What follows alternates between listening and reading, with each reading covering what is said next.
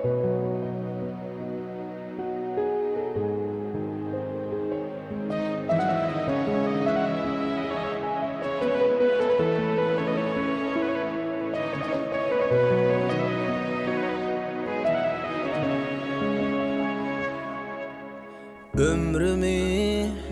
sana bağladım gülüm, dünya boşlap baktımı, bollun yüreğim benim. Baktımı sende gördüm gel yarım, aşık aydır sen beni, ömürlük baktım yarim. Asmanlı kuşum benim, sen yürüktaşım benim.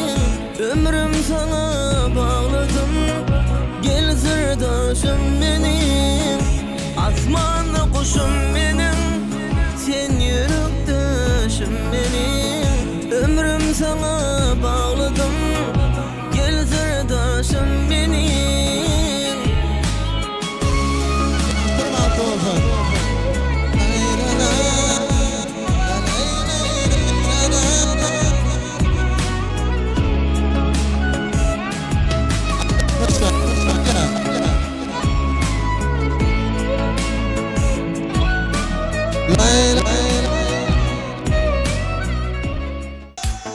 Arıklarda layka sular akar edi. Menge oşa canze yakar edi. Daraklarda güller kurtak açar edi. Leberden öpküm keler, şuna kangi şeker edi. Canze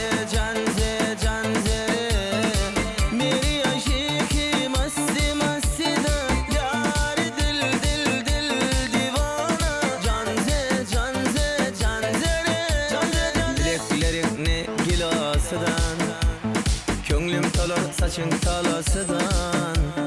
Ay bin seni anan çıray tıkkan. Canze canım şemal eser şemaldan. Derya taşsa deryadan, yağmur yağsa yağmurlardan. Raş kılaman raş kılamandan.